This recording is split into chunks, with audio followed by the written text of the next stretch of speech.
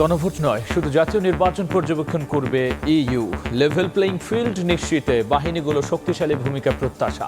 কোনো দলকে বিশেষ সুবিধা দিচ্ছে না সরকার। Our technical assessment of the electoral process will be guided by three key principles: independence, impartiality, and non-interference. Chief adviser বলেছেন লেভেল প্লেইং ফিল্ড প্রত্যেকটি রাজনৈতিক দলের জন্য সমান থাকবে। সশস্ত্র সহ আইন শৃঙ্খলা বাহিনীর সঙ্গে ইসির সমন্বয় সভা। সহিংসতা ঠেকাতে মাঠ প্রশাসনকে জোরালো ভূমিকা রাখার নির্দেশ। প্রার্থীদের ফিরে পেলেন মান্না সহ আরো অনেকে। গণতন্ত্রের লড়াই তখন অন্তত এই ষড়যন্ত্র দীর্ঘস্থায়ী হতেই পারে না। দেখছিলেন প্রধান শিরোনাম। রাত 11টার সময় সঙ্গে আছি আমি গোলাম রাব্বি। এবার অন্যান্য শীর্ষ সংবাদ। বিদেশে বসে স্বেচ্ছাসেবক দলের নেতা মুসাব্বিরকে হত্যার নির্দেশ। খুন করতে 15 লাখ টাকার চুক্তি। নেপথ্যে ব্যবসায়িক দ্বন্দ্ব। 4 জনকে গ্রেফতারের পর জানালো ডিবি। বিটিসিএল ভবনে আগুনে নয়, জুলাই আন্দোলনে ইন্টারনেট বন্ধ করা হয় সরকারের নির্দেশে। জয়ের নীল নকশা বলছে প্রসিকিউশন। অভিযোগ গঠনের শুনানি শেষ। এবং নির্বাচন সামনে রেখে সিন্ডিকেট মুক্ত বাজার ব্যবস্থাপনার দাবি। ইশতেহারে প্রতিশ্রুতি চায় ক্যাব। নতুন বাস্তবতায় গুরুত্ব দিচ্ছে রাজনৈতিক দলগুলো।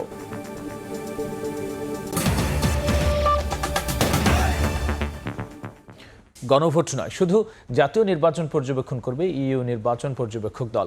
জনগণের আস্থা ও বিশ্বাস স্থাপন করাই নির্বাচনের বড় চ্যালেঞ্জ বলে মনে করছে দলটি। এদিকে প্রধান উপদেষ্টার সঙ্গে বৈঠকের পর পর্যবেক্ষক দলটিকে আশ্বস্ত করে বলেছেন নির্বাচনে লেভেল প্লেইং ফিল্ড রয়েছে। কোনো দলকে বিশেষ সুবিধা দিচ্ছে না সরকার। প্রধান নির্বাচন কমিশনারের পর রোববার যমুনায় প্রধান উপদেষ্টা ডক্টর মোহাম্মদ ইউনূসের সঙ্গে সাক্ষাৎ করলেন ইউরোপীয় ইউনিয়নের নির্বাচনী পর্যবেক্ষক দল। এ সময় ভোটের পরিবেশ নিয়ে হয় আলোচনা। রাজধানীর ফরেন সার্ভিস একাডেমিতে ব্রিফিংয়ে প্রেস সচিব শফিকুল আলম জানান, সাক্ষাৎকালে প্রধান উপদেষ্টা ইইউকে ভোট কেন্দ্রের নিরাপত্তা নিয়ে আশ্বস্ত করে বলেছেন কোনো দল বাড়তি সুবিধা পাচ্ছে না। এখন পর্যন্ত নির্বাচনে লেভেল প্লেইং ফিল্ড রয়েছে। নির্বাচনের পরিবেশ নিয়ে ইইউ সন্তোষ প্রকাশ করেছে বলেও জানান শফিকুল আলম। আগের 3টি পার্লামেন্টারি ইলেকশন ক্রেডিবল হয়নি। ইন্টারিম গভর্নমেন্ট এবং ইলেকশন কমিশন পুরোপুরিভাবে প্রিপেয়ার্ড আছে ইলেকশন ও গণভোটের জন্য, যাতে এটা সুচারুভাবে সম্পন্ন হয়। চিফ অ্যাডভাইজার বলেছেন লেভেল প্লেইং ফিল্ড প্রত্যেকটি রাজনৈতিক দলের জন্য সমান থাকবে। এদিকে রোববার দুপুরে রাজধানীর একটি হোটেলে সংবাদ সম্মেলনে ইইউ পর্যবেক্ষক দলের প্রধান বলেন, জনগণের মধ্যে বিশ্বাস এবং আস্থা স্থাপন বাংলাদেশের সুষ্ঠু নির্বাচন আয়োজনের বড় চ্যালেঞ্জ। লেভেল প্লেইং ফিল্ডের জন্য আইন শৃঙ্খলা বাহিনীর কার্যক্রম এবং মত প্রকাশের স্বাধীনতায় ভারসাম্য আনার পরামর্শ দেন তিনি। পর্যবেক্ষক দল নিরপেক্ষ নির্বাচনের জন্য ভোটের সন্তোষজনক হারের বিষয়টি গুরুত্ব দেবে বলেও জানানো হয় ব্রিফিংয়ে। Is to gain the trust and confidence of the citizens. On the one hand, to really have effective law enforcement agencies in place. On the other hand, of course, protecting also the free expression, free right of association. And in that sense, this is what we are going also to pay attention. Bangladesh is capable of having really credible participatory elections in order to move forward. গণভোট নয়, শুধুমাত্র জাতীয় নির্বাচন পর্যবেক্ষণ করবে ইউরোপীয় union. গণমাধ্যম ও সামাজিক মাধ্যমে ভুয়া তথ্য ও অপপ্রচার আলাদা করে পর্যবেক্ষণ করা হবে বলেও জানান পর্যবেক্ষক দলের প্রধান। Of course, what we will really observe is the main thrust is going to be the parliamentary elections and not the referendum, because this is kind of outside of our mandate. Our technical assessment of the electoral process will be guided by three key principles: independence, impartiality, and non-interference. নিজস্ব অর্থায়নে ইইউর 200 পর্যবেক্ষক 64টি জেলায় 2 মাস কাজ শেষে জাতীয় নির্বাচনের 2 দিন পর নিরপেক্ষ পর্যবেক্ষণ তুলে ধরবে বলে আশ্বস্ত করেন ইভার্স আইজাফস। শাতিলা শারমিন, সময় সংবাদ, ঢাকা।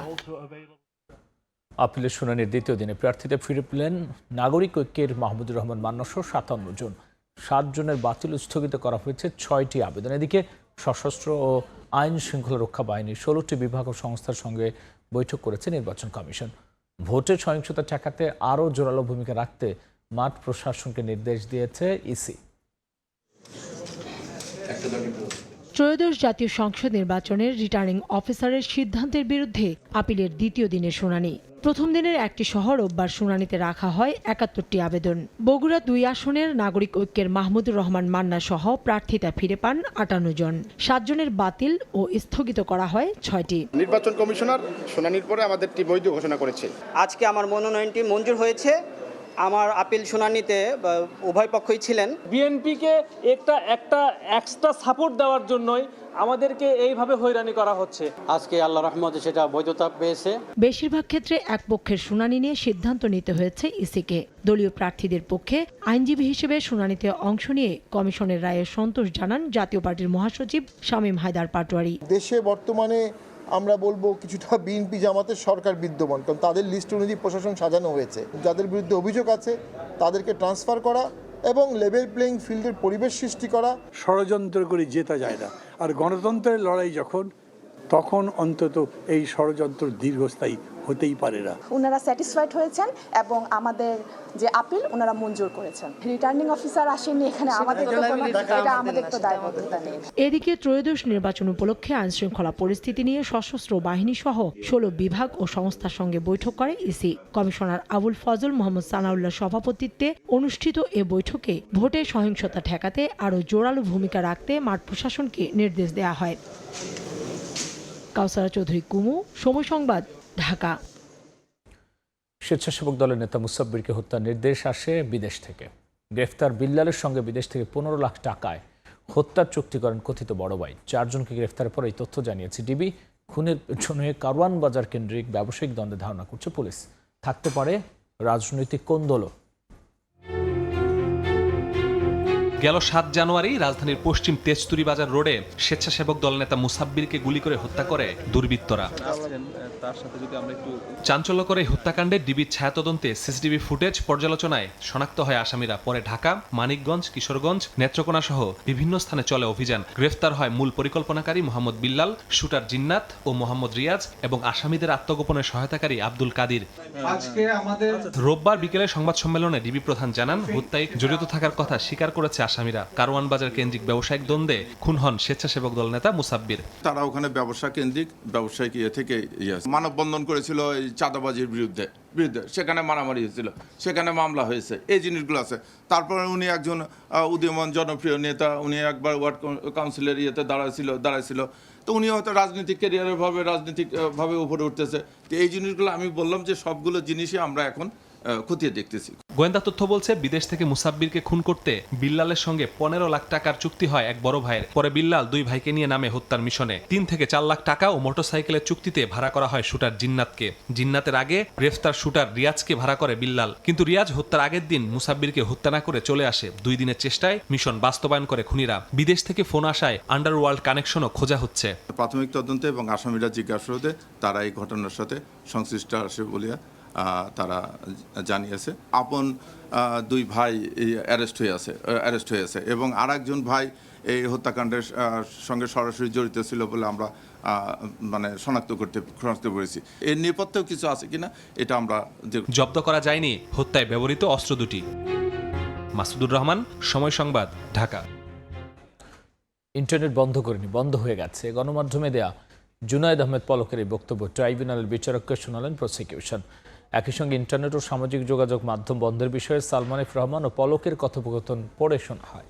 এ মামলার অভিযোগ গঠনের শুনানিতে চিফ প্রসিকিউটর বলেছেন, সাবমেরিন কেবল কাটা পড়া বা বিটিসিএল ভবনে আগুন লাগে ইন্টারনেট বন্ধ হওয়ার কথা প্রচার করে সেই দায় ছাত্র জনতার উপর চাপানো হয়। জুলাই হত্যাযজ্ঞ আড়াল করতে ইন্টারনেট বন্ধ করেছিল তৎকালীন সরকার। সজীব ওয়াজেদ জয় বিদেশে বসে এসবে নীল নকশা করেছিলেন বলে ট্রাইব্যুনালকে জানায় প্রসিকিউশন।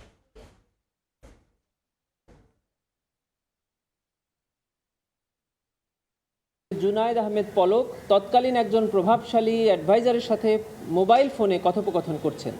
কথোপকথনে বলছেন যে 8টি অ্যাপস অর্থাৎ অ্যাপ্লিকেশনস চিহ্নিত করা হয়েছে যেটি সামাজিক যোগাযোগ মাধ্যমে ব্যবহৃত করা হয় এবং 8টি বন্ধ করে দেওয়ার ডিসিশন হয়েছে।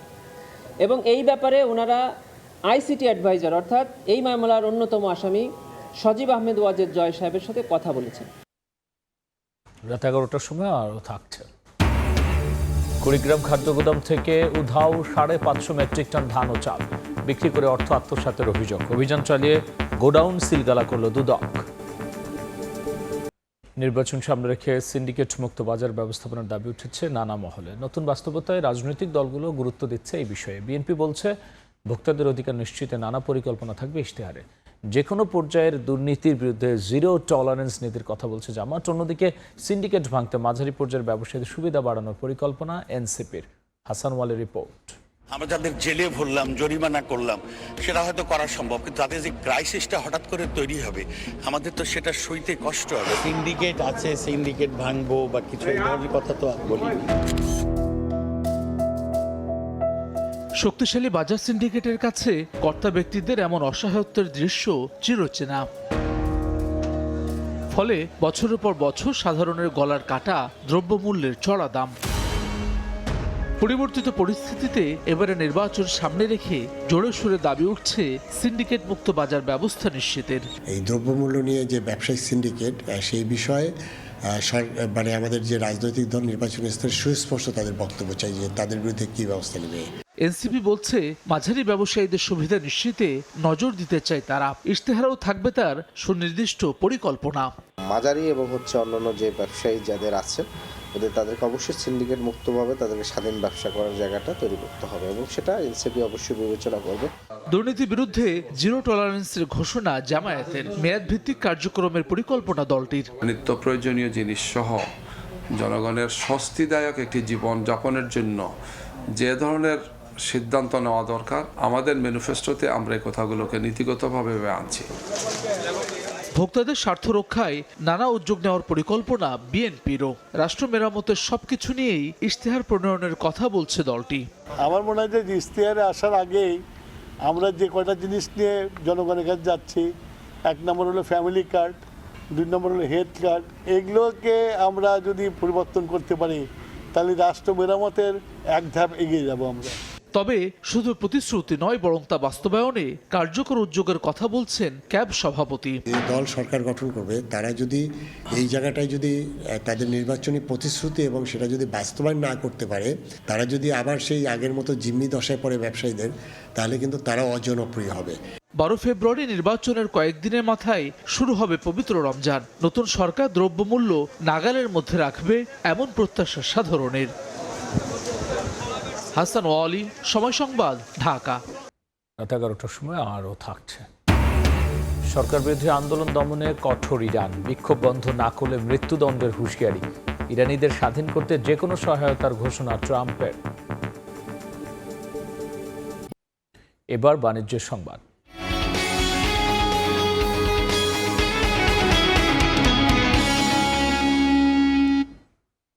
ক্যাশলেস লেনদেন জনপ্রিয় করা গেলে রাজস্ব বাড়বে 1.5 থেকে 2 লাখ কোটি টাকা।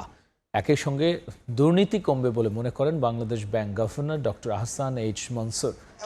রাজধানীর একটি হোটেলে ইসলামী ব্যাংকের ক্যাশ রিলঞ্চিং অনুষ্ঠানে তিনি কথা বলেন।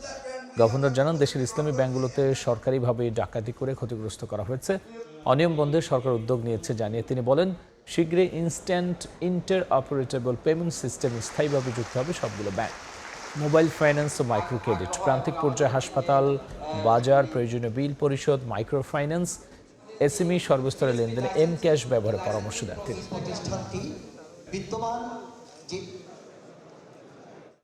আমাদের হিসাবে ক্যাশলেস সোসাইটি হলে বাংলাদেশের করাপশন অনেক কমে যাবে এবং 1.5 থেকে 2 লক্ষ কোটি টাকার নতুন রাজস্ব আয় বৃদ্ধি পাবে। আমরা চাই বাংলাদেশে ইসলামিক ব্যাংক অলরেডি একটা শক্তিশালী অবস্থানে আছে, কিন্তু একটা বড় ধাক্কা খেয়েছে বিকজ অফ ইন্টারভেনশন প্রিভিয়াস গভর্নমেন্টের যে ধরনের আমি বলবো সরকারিভাবেই ডাকাতি করা ব্যাংকগুলোকে। তো এটার কারণে ব্যাপক ক্ষতি সাধন হয়েছে।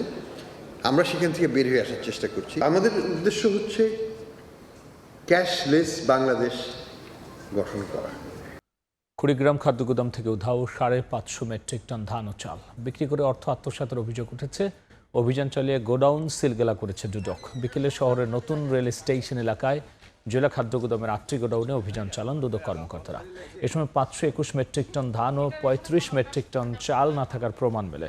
দুদক জানায় কৃষকদের পরিবর্তে ব্যবসায়ীদের কাছ থেকে নিম্নমানের চাল সংগ্রহ, পুরনো বস্তা ব্যবহার এবং বিক্রি করে অর্থ আত্মসাতের অভিযোগে অভিযান চালানো হয়। আমাদের অভিযানকালে আমরা যেটা পেয়েছি যে আমরা 4টা গুদামে, এখানকার 8টার মধ্যে 4টা গুদামে আমরা চালের যে সংখ্যা সেটা হচ্ছে 1176 বস্তা চাল আমরা কম পেয়েছি। এখানে বেশ কিছু, একটা খামালের পুরাটাতে আমরা দেখেছি যে সেই চালগুলাতে পোকা। এছাড়া আমরা আরেকটা বড় অনিয়ম পেয়েছি। এখানে টোটাল ধানের মজুদ থাকার কথা ছিল 711 মেট্রিক টন, গণনা করে সেখানে আমরা 190 মেট্রিক টন ধানের উপস্থিতি আমরা পাই। ফরিদপুরে উদ্ধারকৃত বোমাটি উন্নত বিস্ফোরক ডিভাইস যুক্ত রিমোটের মাধ্যমে নিয়ন্ত্রিত ছিল। প্রাণঘাতী হিসেবে শনাক্ত বোমাটি নিষ্ক্রিয় করে পুলিশের অ্যান্টি টেররিজম ইউনিট। পুলিশের 10 জন সদস্য বিশেষ নিরাপত্তা পোশাক পরে বালুর বস্তা দিয়ে ঢেকে রাখা বোমাটি বুলেট প্রুফ সরঞ্জাম দিয়ে ঢেকে রাখেন। পরে 100 মিটার দূর থেকে তারযুক্ত যন্ত্রের মাধ্যমে গোয়ালচামট প্রতিমা বিসর্জন ঘাটে বিস্ফোরণ ঘটানো হয়। এর আগে শনিবার শহরের আলিমুজ্জামান সেতুর পূর্ব দক্ষিণ প্রান্তে একটি নীল রঙের ব্যাগের ভেতরে রাখা বোমা সন্দেহে ঘিরে রাখেন সেনাবাহিনী ও পুলিশ সদস্যরা। ইরানের অভ্যন্তরীণ অস্থিরতার জন্য যুক্তরাষ্ট্রকে দায়ী করে জাতিসংঘে চিঠি পাঠিয়েছে তেহরান। যুক্তরাষ্ট্র ও ইসরায়েল ইচ্ছাকৃতভাবে সহিংসতাকে উস্কে দিচ্ছে বলে কড়া সতর্কবার্তা দিয়েছেন ইরানের পররাষ্ট্রমন্ত্রী। এদিকে ট্রাম্প ইরানে যে কোনো সময় হামলার নির্দেশ দিতে পারেন বলে খবর প্রকাশ করেছে মার্কিন সংবাদ মাধ্যম ওয়াশিংটন পোস্ট ও নিউ ইয়র্ক টাইমস। তবে হামলা হলে পাল্টা প্রতিরোধ গড়ে তোলার হুঁশিয়ারি দিয়েছে তেহরান। অন্যদিকে বিক্ষোভকারীদের সৃষ্টিকর্তার শত্রু হিসেবে বিবেচনা করা হবে এবং তাদের মৃত্যুদণ্ড দেওয়া হবে বলে কড়া হুঁশিয়ারি দিয়েছেন ইরানের অ্যাটর্নি জেনারেল।